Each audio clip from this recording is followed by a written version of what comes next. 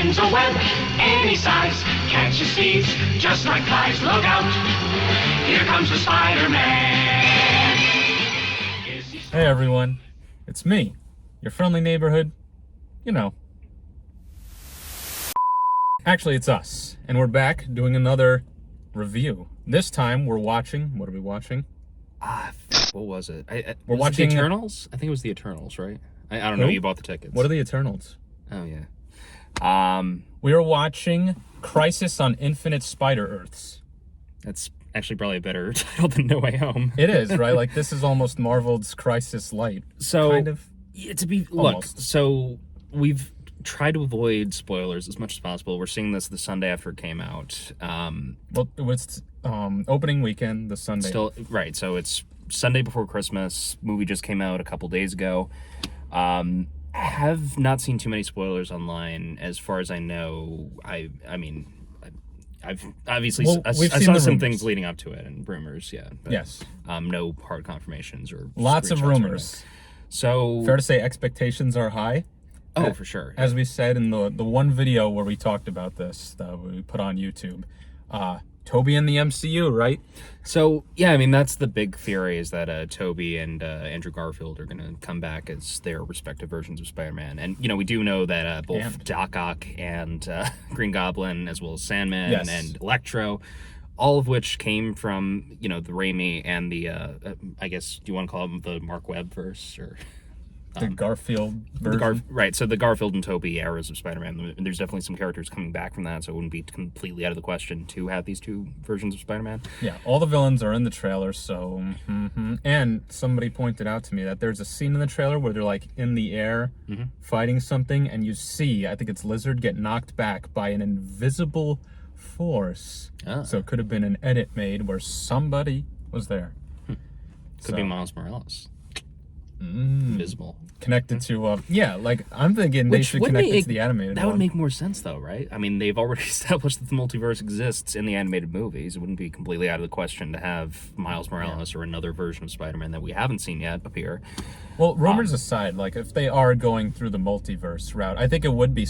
Because Sony went through all that trouble to set up the whole Amazing Spider-Man universe. It didn't pay off, but at least they could have it come back in some form here. And there's your payoff. Right. So we do know, and this is not a spoiler, this is just something that Marvel announced last week. We do know that, what's his name? Matt Murdock. I forget the actor's name. Charlie Cox. Yeah, so he's coming back as Matt Murdock in some form. They announced it, but they didn't announce it for Spider-Man. So people are theorizing that he's going to make an appearance here. Oh, Kingpin, by the way, is in Hawkeye. Like, they did drop it in the last episode that he's coming back. They, show a still of him, but it's clearly... Vincent D'Onofrio? Yeah. So, reason to watch Hawkeye. And I don't know if that's really a spoiler, because people were speculating for weeks leading up to it that Kingpin was going to make an appearance, and it's clear that they're trying to connect the Netflix Marvel stuff to the main MCU. I never considered it to be canon, just because they went to such lengths to keep it separate. Yeah.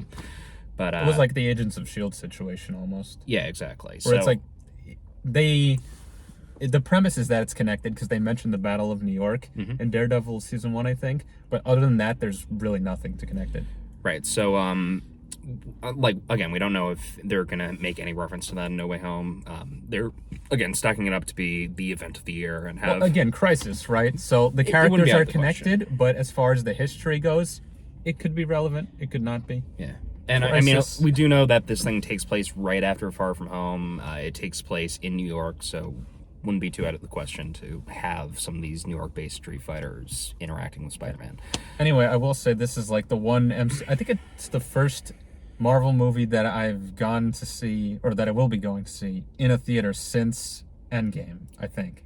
The last one I saw was Black Widow, which was right after the worst of the pandemic and right after a bunch of people got vaxxed. So I think that was actually the first movie I saw back in theaters after the initial wave of the pandemic. Yeah. That or Snyder Cut, I think, might have been around the same time when I won the tickets for that. And I think this will probably be the last one I see, because what do they have coming after this? Well, there's Guardians 3. And there's a Doctor Strange in the Multiverse of Madness, which looks actually pretty cool. that is directed by Sam Raimi. We have to wait for a trailer. Early promotional materials looking cool. Like I've seen some concept art and screenshots and stuff. Will they have an alternate version of Mysterio in that film where he's played by Bruce Campbell? If anyone doesn't know, yeah, he's gonna. I'm sure he's gonna make an appearance somewhere. Yeah, they were thinking of casting Bruce Campbell as Mysterio in a potential Spider-Man 4 that never got made. Yeah. Anyway, I think we've gone on long enough. There's been enough hype. There's been enough speculation. There's been enough rumors. You've probably read them all. I've read them all. I've read a few spoilers. So I've kept off the internet as much as possible this week. I haven't seen anything, so I'm going in as blind as humanly possible at this point. So let's go watch it. Let's go.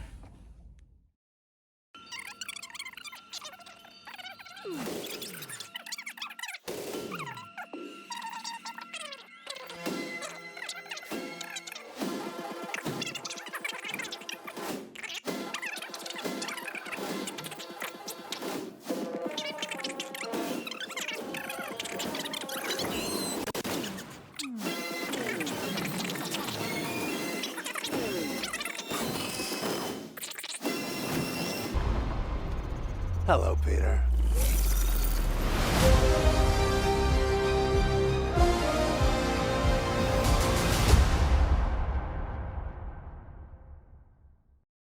Well, we just got out of seeing it. Wow. Hi, Peter. Hi, Peter. Hi, Peter. Oh, hi, Peter. Hi, Peter. By the way, Mike is here. He's videoing in. There he is. Yeah, couldn't be with us. He couldn't make the commute out to wonderful Milford, Pennsylvania, or the outskirts of wonderful Milford, Pennsylvania. Yeah. Well, he's got great responsibility, and we respect that. Wow. What can you really say about this thing without like immediately spoiling it? You can't. Spoilers or no spoilers? Well, should we just dive into it? Because we did like a few minutes beforehand just talking about what our expectations all right. were. Well, without saying spoilers, and it's going to spoil it if I say this anyway, but I'm just going to go ahead and say it. Pretty much everything I wanted to see, I saw. We saw. Pretty much happy with everything. Like, I really can't complain about anything. It was a lot of fan service that really meshed well. A lot of fan service, like probably the most I've seen. Yeah, so in any Marvel movie. But do you want to give a letter grade right away, or do you want to wait until after we've gone through spoilers? What are you gonna say, Mike? I was gonna say, what? You saw more fan service than this than Endgame?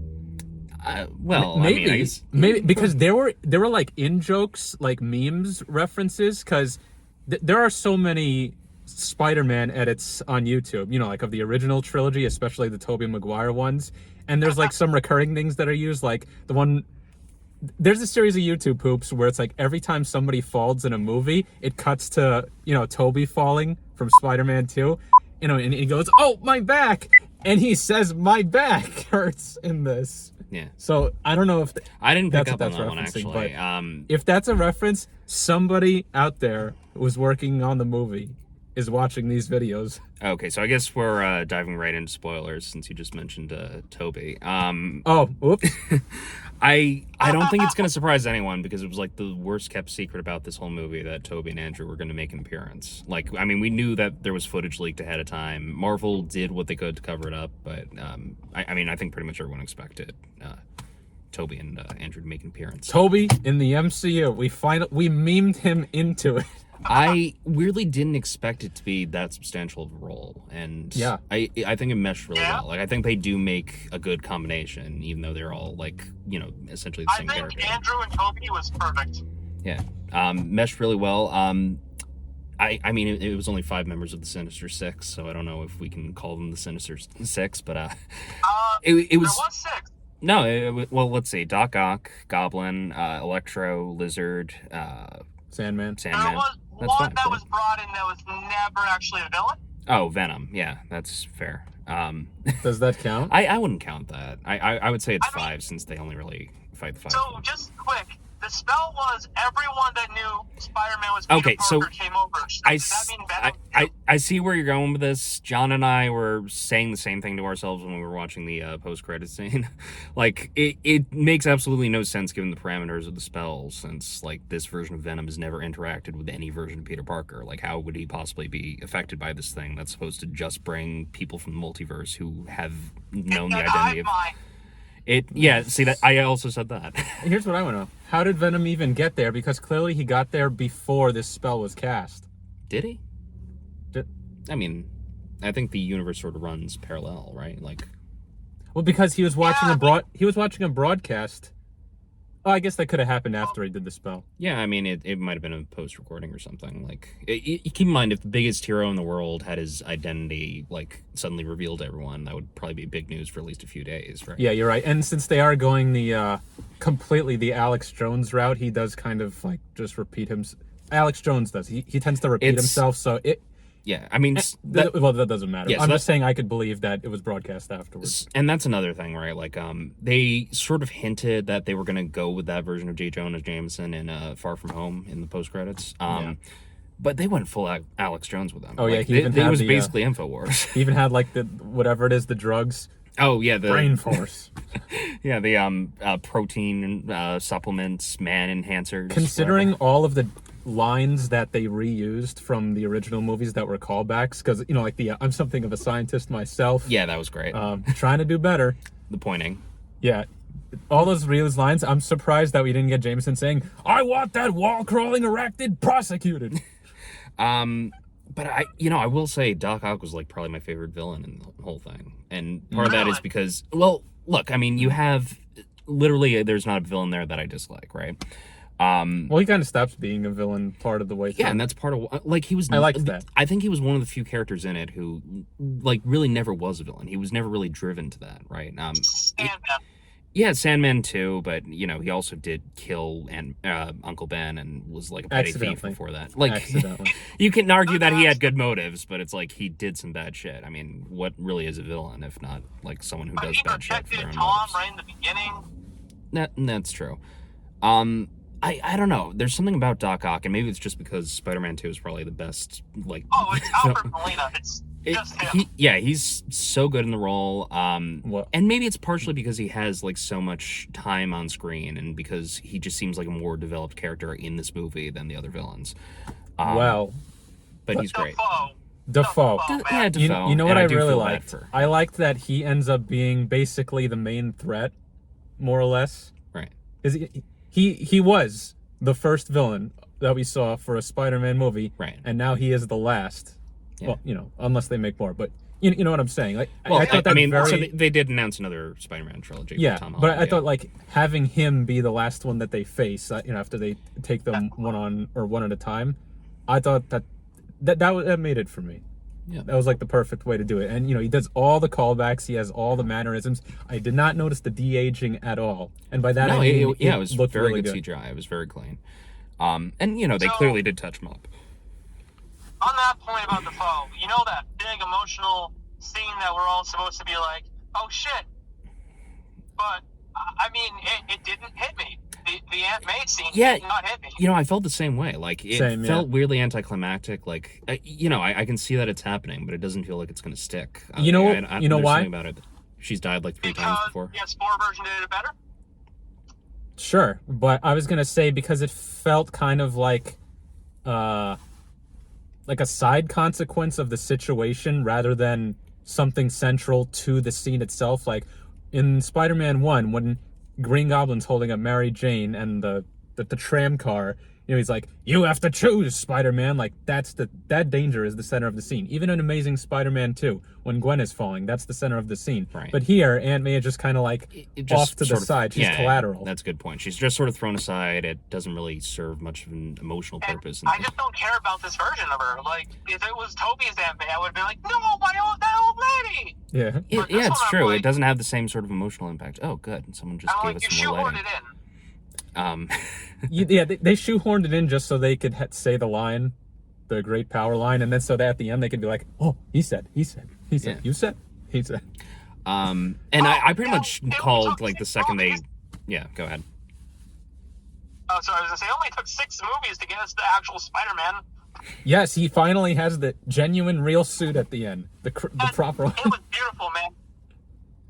Oh yeah, it looked really good. So. I watched Homecoming. I watched Far From Home. You know, after they came out in theaters, I watched them sort of recently. This one, all of the references and crossovers, multiverse stuff aside, to me, it's the best of the new Spider-Man. Like, I think I'm now finally ready to accept Tom Holland. Like, all right, he is the Spider-Man now. Because before, like I said, Homecoming was decent. Right. He had a little bit of Marvel connection, but I thought, okay, he's establishing himself. They went for a lighter tone, whatever. Far From Home, too much MCU stuff. It's far too connected. I mean, you get that a little bit in Homecoming too, especially with all like the Tony Stark connection. But Yeah. yeah, you're right. If Spider-Man: Homecoming was all about this version of Spider-Man learning to work on his own and realizing that he doesn't really need Tony Stark's help to be a hero, and that if he just relies on his own abilities, he can do whatever he wants. Far From Home is basically a retreading of that, right? Like, he basically gets Edith right away. He basically comes to depend on Mysterio until, obviously Mysterio turns bad. And then eventually he realizes at the end, oh, if I just throw away this technology and just depend on my own spider sense, I'm a much better hero. Yeah. And I know it's ironic to say that, like, Far From Home was too connected when this one is, like... They're all sort like of, nothing but references, but... Yeah. All right. Well, I'm biased, but at least this one is just references to Spider-Man, and what I mean is that, like, at no point does any Avenger or, like, Nick Fury come in to help him. Well, Doctor Strange. Doctor Strange is right there. Okay, I'm full of shit. At least they right. take him out of the movie for a certain point. It does feel like more self-contained than some of the other Spider-Man Doctor movies. Strange. Avenger. Doctor. That's cool. What's Avenger? Yeah, I like that. Doctor Strange actively tries to impede him. Like, he doesn't necessarily help him. He is a little bit of an antagonist in this, whether it's like reluctantly or not. Yeah. I will say Matt Murdock, I didn't expect that appearance that early on. Like, it was like sort of a blink and you miss it Easter egg, which if you had gone to the bathroom for 2 seconds, like I did when fucking Andrew Garfield came in. Yeah. So, so I was like exhausted. I barely slept last night. I got a huge cup of coffee from Dunkin' prior to coming in here. Mistake. And I was like sipping it throughout the first half of the movie. And as soon as Aunt May dies, I figure, I gotta piss really fucking bad. I can't hold it anymore. They just had this huge emotional climactic scene. It's probably gonna be a few minutes of Tom Holland just sobbing, and nothing's gonna happen. So run, come back. Andrew Garfield's on screen. What the fuck? He 30 seconds after he walked out, Ned opens the portal, and then I see him like, that Spider-Man's a bit too tall and skinny, and he looks a little he's gonna miss it. He's gonna hit himself.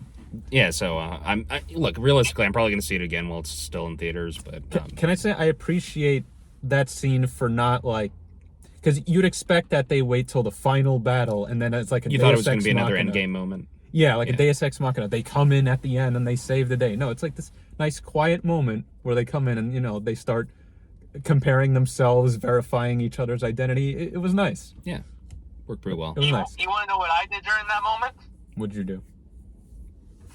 So, the entire crowd's excited. We're all like, ah! And as he gets closer, as soon as he jumps through the portals, I see the colors, and I see the thick black lines on the costume, and I go, it's Toby! And then he takes off his mask. I'm like, no! You just had to wait a few minutes. Yeah. The entire audience is probably just like, you fucking idiot. That's perfect. Yeah, so a lot of good fan service. Yeah, I have no real complaints about the cast of villains. It all meshed really well, considering how much of a monster of a movie it could have been. That was awesome, right? Like their interaction. Yeah, no, it all worked really well. They really meshed well together. Yeah, it's not like maybe that's because you have one writer or one writing team writing the dialogue for all of them, but you could still see part of their personalities come through. Especially, now here's the thing I really liked. You kind of got closure for all of those moments in the prior movies, right? I guess the Kurt Connors thing, nobody cares about that. Right. Sandman, whatever, but you got closure for Doc Ock, kind of. We don't really know what he's going to go back to. Yeah, I mean, I'm kind of wondering what the aftermath of that's going to be, because it's they're not going to focus on any of these characters again. Toby is not going to come back as Spider-Man after this, unless it's another one of these sort of extended cameos. Doc Strange too. But what I'm saying is they're not... I really doubt they're going to do another standalone Toby movie or another standalone Andrew Garfield movie. So, yes. Yeah, these... So this is basically Spider-Man 4, The Amazing Spider-Man 3. Yeah, and exactly. And it does, work as a perfect concatenation for their Avengers. Even though it doesn't make sense at all. Yeah, no, I mean, so... it is a really nice thing that he did. Like, they are giving them a second chance, right? Like, they have the potential to go back to their own universes and not fucking die. I'm assuming they'll end up at the same point in time that they were pulled from, right? No, that Spider-Man that Andrew and Toby were taken from. I'm assuming that's when Norman and Otto will go back to, because it wouldn't make sense otherwise. Yeah. So the whole reason, the spell was working and everyone was coming, Rhino, Scorpion, Black Cat, Kraven, we're all going to come through it because everyone knew Peter's identity. He said, erase that everyone knows who Peter Parker is. Doesn't that fuck with Toby and Andrew too? That's a good point. I was thinking that's a good point. Yeah. And, yeah, it sort of does. Not just that, but yeah. Okay, I will say. Norman survived. Norman was cured from right before he got stabbed by the glider. Does that mean, Harry never died? Harry never goes on his vengeance spree? No, that's why he says don't tell Harry, and that's why Doc Ock decides to change his mind in the final moment and help Spider-Man. That's how they're going to retcon it, reason it. But then they don't know who Peter... yeah. I will say up to that point where that's how the movie is solved, I was with it, and then they got to that, and I'm like... No, I don't know if that checks out. Because we started saying, what's going on now? It creates a whole bunch of holes. If nobody knows who he is, how did Happy work with Spider-Man? How did the Tony Stark thing change? How does he still have his Legos if he... it basically changes... Where's his school records? His doctor notes? Where's his immunity? Is he vaccinated anymore? Oh my god. It raises so many questions. Yeah, I guess we basically covered it, right? What happens now? How can he just pick up from where he began? You could see he was studying for the GED, and he's going to try to get his life together, considering he basically has nothing to go back to. But, for the greater MCU, what happens now? Is he still an Avenger? Do the Avengers remember working with Spider-Man? Spider-Man's not forgotten, but Peter Parker is. So, another question I have for you guys, it's not regarding that, but... So, Kurt Connors and Max are talking to each other. They're like, oh, Max Dillon, Kurt Connors, how are you? We both work for Oscorp. And, Doc Ock knows who Norman Osborn is, and Flint Marko just knows everyone's fucking dead. But then Norman comes in, and not once did Max and Kurt Connors go, that's not Norman. Who the fuck is that? I think it occurred to them after the fact that they're, part of a different universe.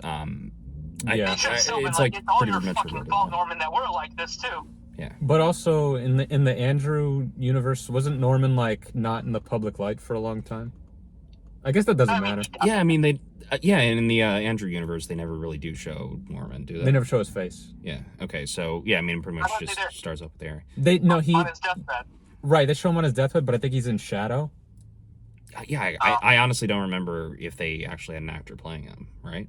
Well, somebody was there. Well, what I mean is I don't think they have had anyone who was noteworthy physically embodying him and having a major role in the movie. It was really just Harry, motivation for him to turn into the new Goblin. Well, anyway, God, there's so many lines if you're paying attention that you'll just recognize from the other ones. But if I'm going to come at this critically, as a movie, I don't know. I think I need to take more time to think about that. I need to watch it again because I don't know if it could exist on its own without all of this prior knowledge, without all of this prior references. And that's also a greater problem for the MCU. Can any of these movies really stand on their own if you don't have a greater knowledge of the MCU going into them? Because this whole thing is an extension of what happens at the very end of Far From Home. Yeah, it's an end to this first trilogy as well as another branch of the MCU thus far.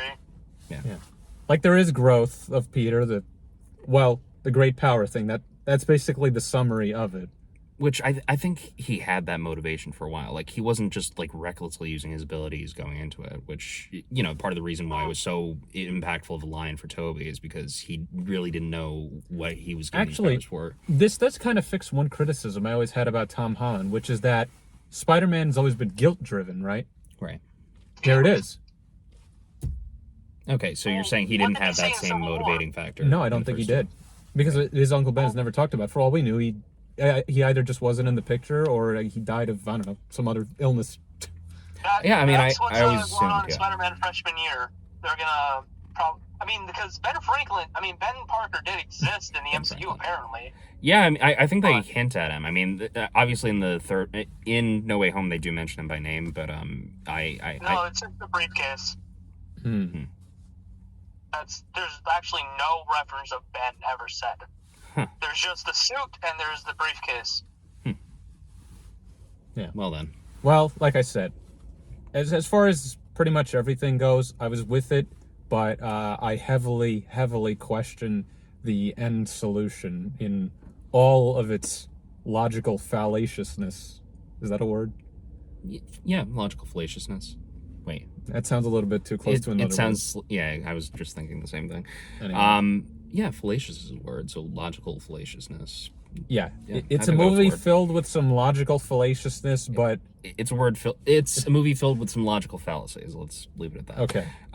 Yeah, Yeah, it does raise some interesting questions. very fun. I enjoyed. I'm thinking this does, and they obviously have the trailer at the end as the second post-credit scene. I think this does sort of. I feel like Multiverse of Madness is going to have to address some of these questions because it seems like I this have has questions about is leading that. directly into it. Like, how does Doc Strange remember that he cast the spell? Yep. Why does he cast? Does he remember why? I mean, I feel like it's going to leave some residue or something, right? Like he's going to have some way of having to track this down, and maybe this version of Spider-Man is going to try to get him to remember so he can help him out, so he can get back into the whole superhero thing. And Let's also not forget how Endgame ended, or I guess the whole premise of that solution with the whole time travel, but it doesn't really retroactively change timelines. And why didn't they use the time stone to just bring Tony Stark back? And Right. so we'll say this: if you're going into one of these, it's clear you're already fine with the formula as it is, so you know what to expect. But just don't expect an ending that makes any sense. Yeah. I mean, But it will be fun while you watch it. I think it's a lot of fun. If you're a Spider-Man fan, you're not going to be disappointed. Not at all. Yeah, Just when they were comparing the web shooters, it's like something that I saw meme pages like basically saying that was going to happen if Toby and Andrew came into this thing, which it's a big meme. It is a good question though, right? Like, It's what if yeah, you why wanted does to he have organic webbing and they don't? if you wanted to make Out of anywhere else?